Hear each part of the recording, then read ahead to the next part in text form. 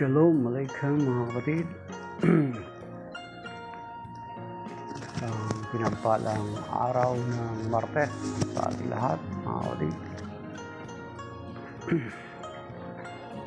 Narito naman tayo sa ating Preaching in the Wilderness series kung saan binabasa natin ang Ebanghelyo ng Panginoon na binabasa sa lahat ng mga Katolikong simbahan. And the gospel of the day is taken from the gospel according to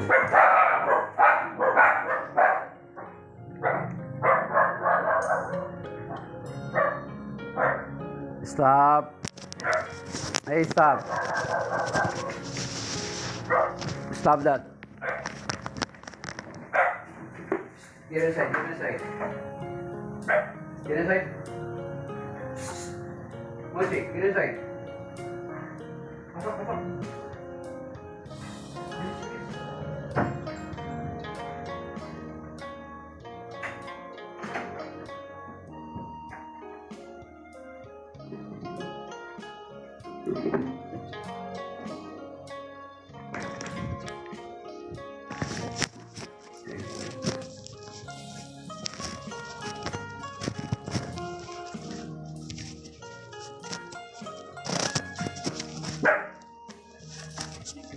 Yun na.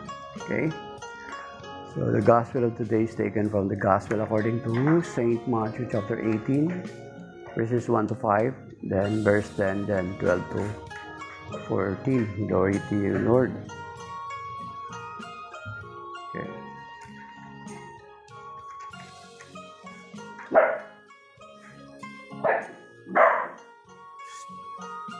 At that time, the disciples approached Jesus and said, "Who is the greatest in the kingdom?" He called the child over, placed it in their midst, and said, "Amen, I say to you, unless you turn and become like children, you will not enter the kingdom of heaven."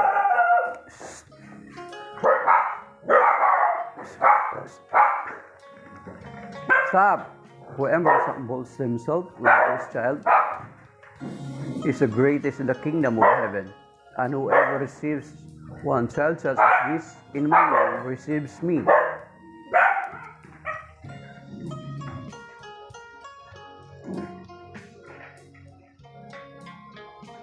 See that you do not despise one of those little ones, for I say to you that their angels in heaven always look upon the face of my heavenly Father.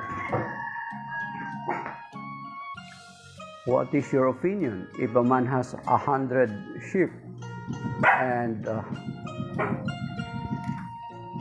one of them goes astray, will he not leave the 99 in the hills and go in search of the stray? And if he finds it, amen, I say to you, he rejoices moreover it than over the 99 that did not stray. In just the same way, it is not the will of your heavenly Father that one of these little ones be lost. The Gospel of the Lord. Praise to you, Lord Jesus Christ. Okay? So, ang Ebanghelyo ngayon ay yung patungkol sa kung sino yung tanong ng mga lagad ko, sino yung pinakadakila. At makikita natin na sa Panginoon is kakaiba ang kanyang pamantayan, sapagkat kung pagbasihan natin ang pamantayan ng mundo, it's different from the Lord. Kasi sa mundo, kung gusto mong maging dakila, kailangan may position ka, meron kang maraming degree, marami kang naabot sa buhay, at ikaw yung dakila sa tingin ng tao. Pero kung titingnan natin sa Panginoon, is kakaiba mga kapatid. Di ba? Kahit doon maalala natin kung nabasa na natin yung The Beatitudes sa Matthew chapter 5. Jimboy, stop! Stop! May nagwawalis kasi sa bubong sa kapitbahay, kaya kinakahol nila. So ito yung mga kapatid, stop! Ito yung mga kapatid yung sinasabi sa 2 Timothy chapter 4, verse 3 to 4. Sinasabi doon na preach the word in whether convenient or inconvenient. So sometimes there are inconveniences while doing these things, mga distraction, mga kapatid. Pero kinakailangan natin gawin kasi yung sinasabi nga sa 2 Timothy chapter 4, verse 3 to 4, to preach the word of God whether convenient or inconvenient. Sa other translation, sinasabi doon, whether in season or out of season. So, yan. So, yung mga alagad, kasi ang mga alagad, nagtatalo sila patungkol sa sino ang pinakadakila. Kasi, di ba, na naghahangad sila ng posisyon sa Panginoon sa pagkatakala nila na palagi na natin dinidiscuss na akala nila ang Panginoong Kristo ay sa pagpunta niya sa Jerusalem, itatayo niya ang kaharian ni David, yung physical kingdom ni Haring David. That is why they are asking whether kung sino yung pinakadakila. Pero ang ipinakita sa kanila ng Panginoon na halimbawa is yung bata. He called the child over, placed it in their midst and said, Amen, I say to you, unless you turn and become like children, you will not enter the kingdom of God. So, bakit children? Di ba? So, alam naman natin, kung bata, walang kakayanan, walang inaasahan, kundi ang kanilang magulang. Their dependence is from their parents. So, parang sinasabi ng Panginoon na unless you will become like children na magiging katulad ng mga bata na ang ating pagtitiwala o lubos na pagtitiwala ay sa Diyos. Yan. Yung dependence natin sa Diyos, not on ourselves, mga kapatid. Ayun yung sinasabi ng Panginoon na parang huwag nating ipagmalaki kung ano yung meron tayo. Huwag nating ipagmalaki na kung ano yung narating natin. Diba? So, ang sabi ng Panginoon na unless you will become like a little children. Diba? So kung titingnan natin itong part na ito ng Bible, itong Matthew chapter 18, may relationship siya dun sa sinasabi sa John chapter 3, di ba? Unless you will born from above, born from anew. Yan. Unless you will born from anew, unless you will born from above. Magkaroon tayo ng panibagong kapanganakang espiritual, born from above, yung anoten.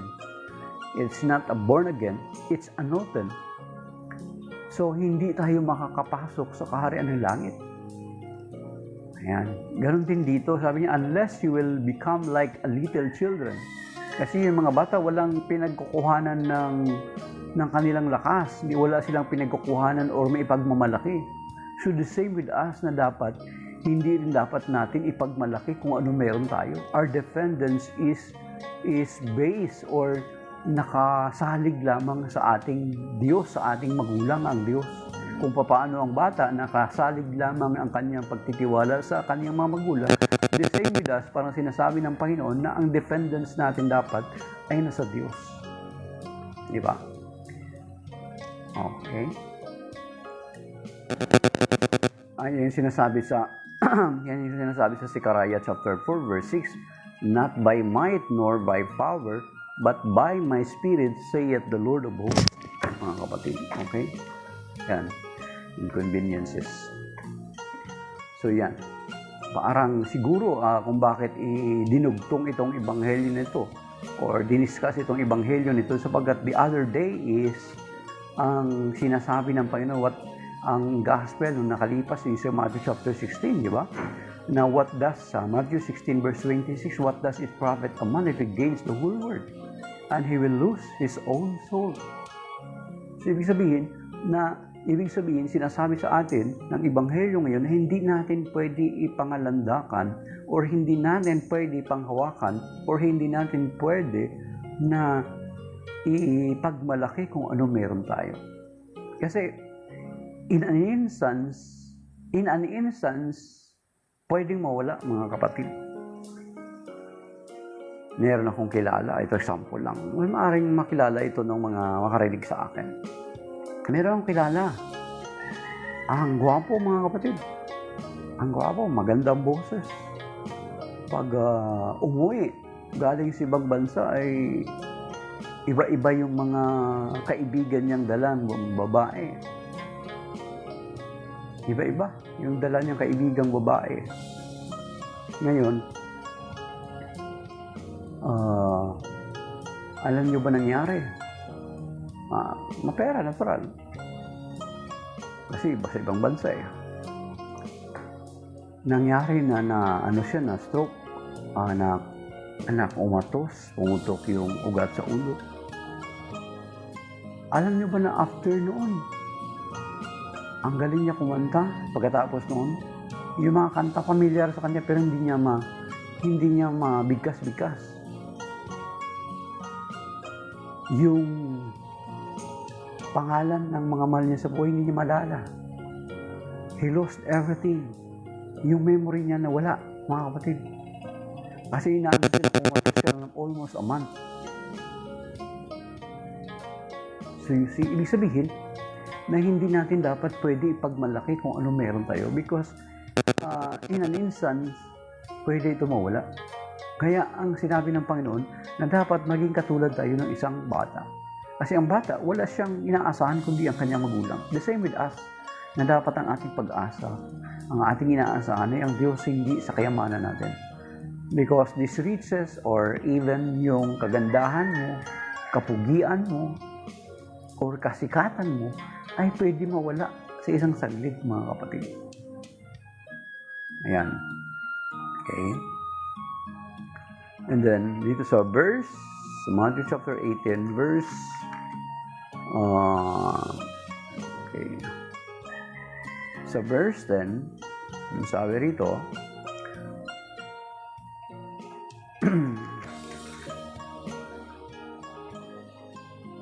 see that you do not despise one of these little ones, for I say to you that their angels in heaven always look upon the face of my heavenly Father. So yung mga katulad ng bata at katulad ng mga tao na wala nang inaasahan, kundi ang inaasahan nila ay ang Diyos, ay hindi daw natin dapat i-despise, sapagkat ang kanilang mga anghel ay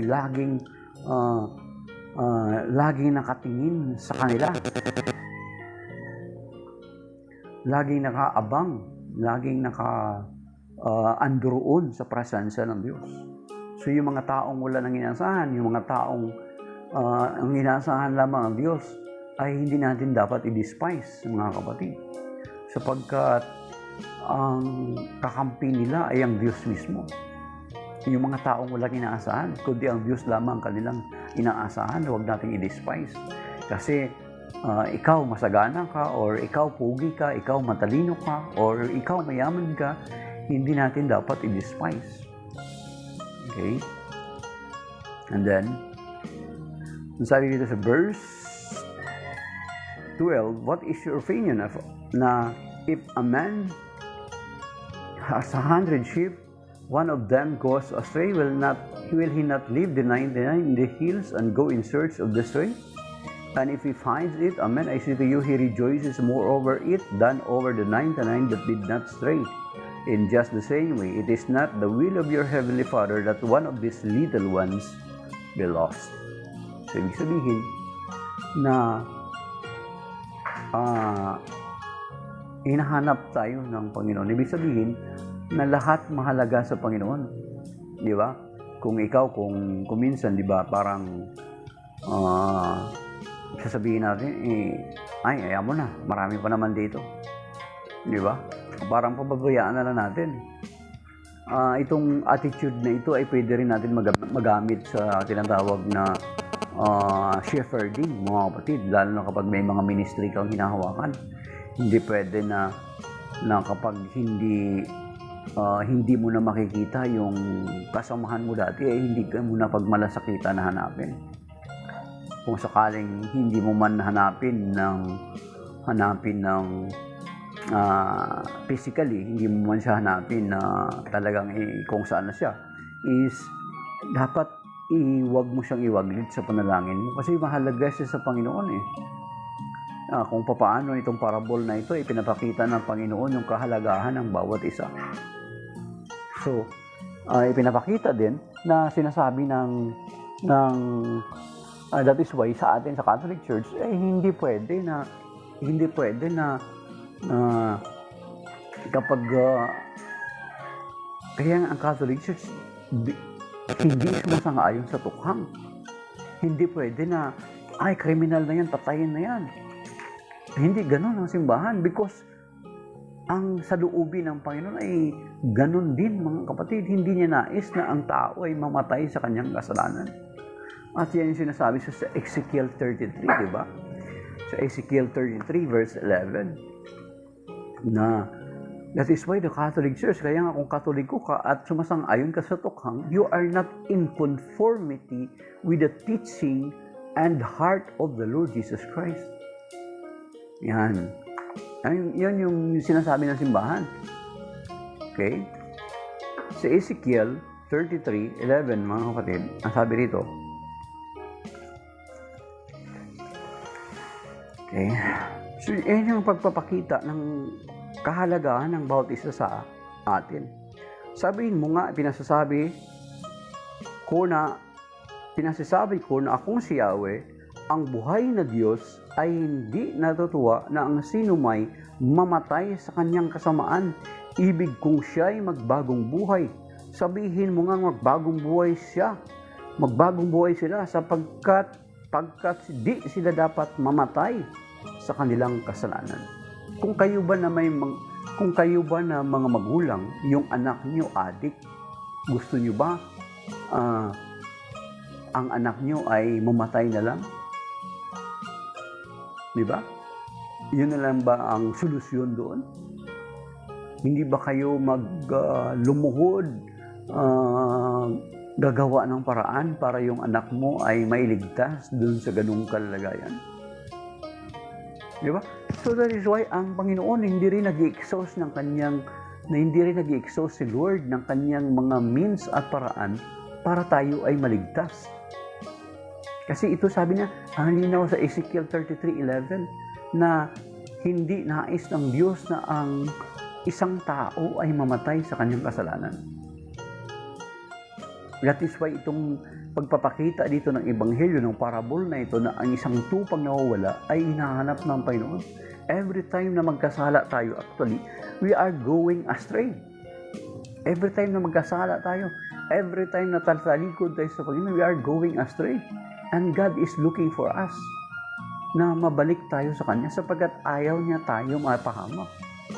At yan sinasabi sa 1 Timothy chapter 2, verse 3 and 4, mga kapatid.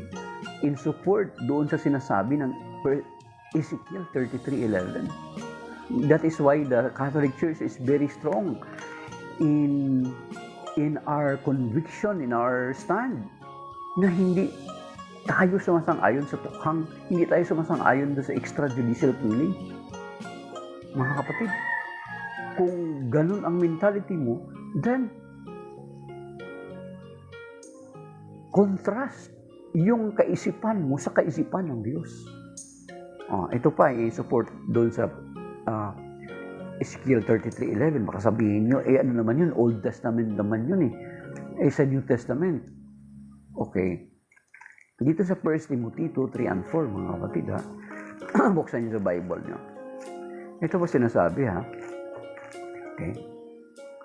Ito ang mabuti at nakalulugod sa Diyos na ating tagapagligtas, na ang ibig ay maligtas ang lahat ng tao at makaalam ng katotohanan. So, ibig niya, nais niya na lahat ng tao ay maligtas. He doesn't want na ang tao ay mapahamak. He doesn't want niya ang tao ay mapunta sa impyerno. Kung babasahin natin yung Matthew 25:31-46, makikita natin doon na yung mga taong hindi gumawa ng kalooban ng Ama, pagdating ng araw, ay sinasabi doon, lumayo kayo sa akin, kayong mapaggawa ng masama. Mapunta natin Matthew 25, mga kapatid. Ito yung sinasabi, take note. Okay, Matthew 25, sa Bible niyo.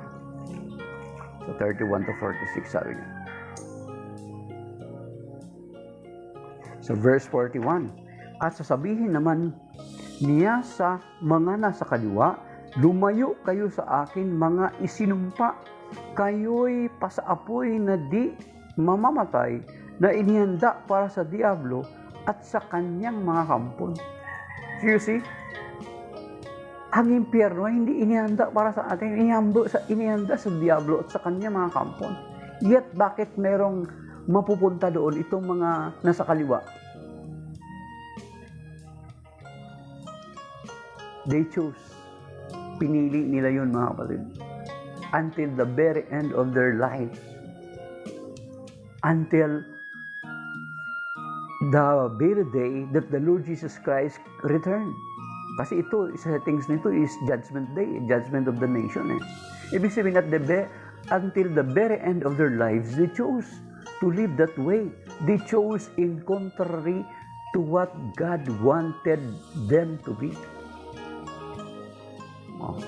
Pinili niya yun. Supposed pala, so ibig sabihin ng impyerno pala, supposed to be para lamang sa mga diablo, kay Satanas at saka sa kanya mga kampon.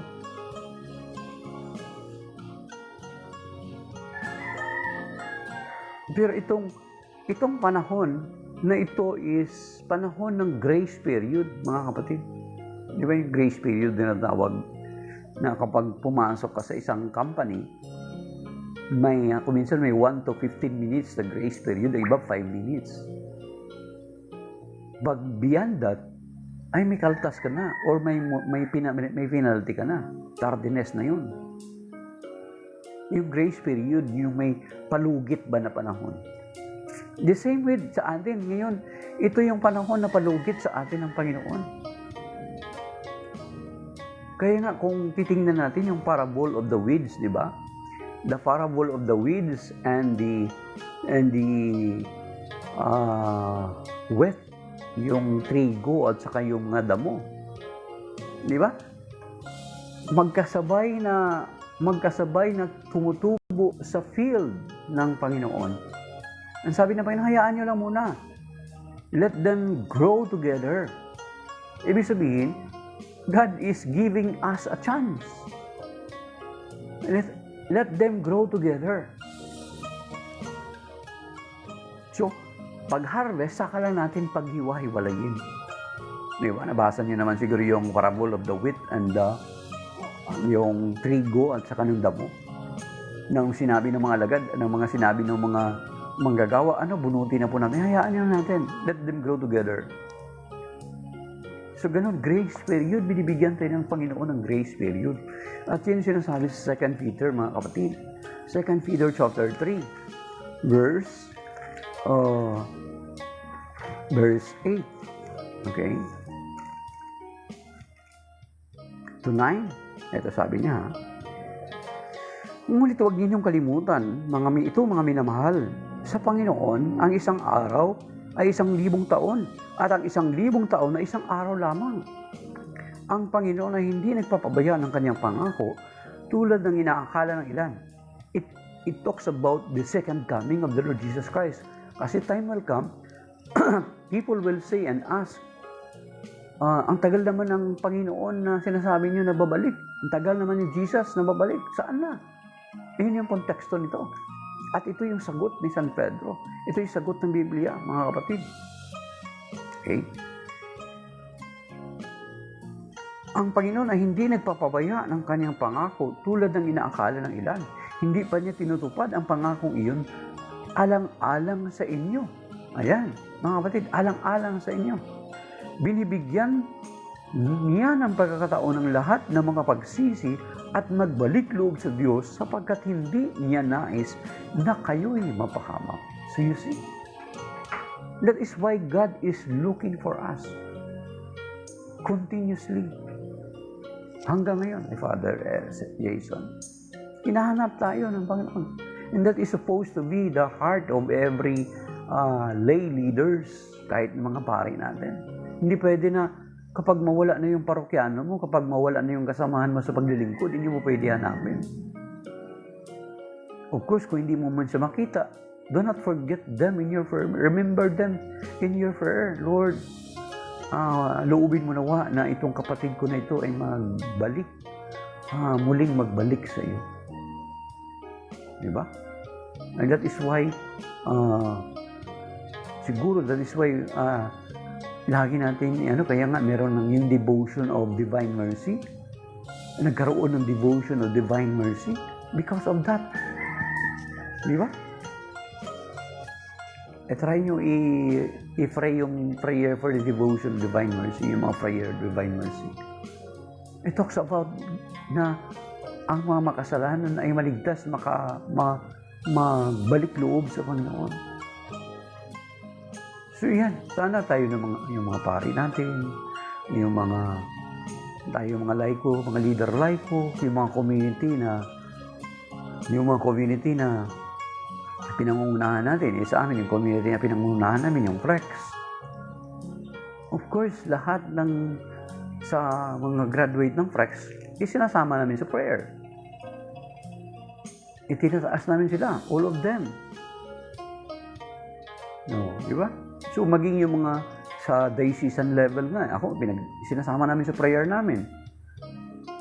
Sa mga diocesan level. Kasi napakalaga ng role nila, mga kapatid. Sa amin, talagang maraming nawawala. So, hindi man natin sila literal na hanapin, yet, let us not forget them in our prayer. The same with sa anak natin, miyembro ng pamilya natin. Anak mo, miyembro ng pamilya mo, na tila baga ay nalalayo na sa Panginoon, we must pray for them, mga kapatid. So, ito yung sinasabi ng Panginoon sa Ebanghelyo ngayon. Sapagkat hindi nais ng Panginoon na ang tao ay mapahamak. Gusto niya, nais niya maligtas. That is why, yun yung sinasabi niya sa Ezekiel 33:11, sa 2 Peter chapter 3, verse 8 and 9, at saka sa 1 Timothy chapter 2, verse 3 and 4. At itong Ebanghelyo ngayon, itinuturo din sa atin at ni-remind din ng Panginoon sa atin na bilang mga laiko, mga leader sa ating mga ministry, sa mga ministry natin, especially sa mga pari natin, mga bishops natin, sana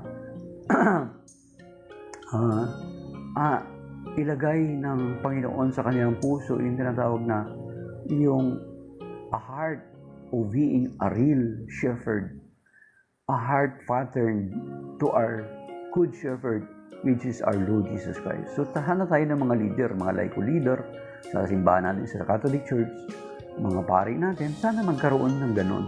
Hindi tayo mapapayag na parang okay lang sa atin, hayaan mo na. Mawala yan, total, marami naman tayo eh. Diba? Parang ganon eh. Hindi rin pwede na ikaw magulang. Hayaan mo na yung anak mo na isa na suwail na yun. Marami pa naman akong anak. No. Sana maging katulad tayo ni Santa Monica. She never give up sa kanyang anak. At sa kanyang pagtsatsaga, ang kanyang anak na si San Agustin ay naging santo, naging doctor of the church. Okay? Hanggang ngayon ay pinag-uusapan pa rin. You see? So, ganun.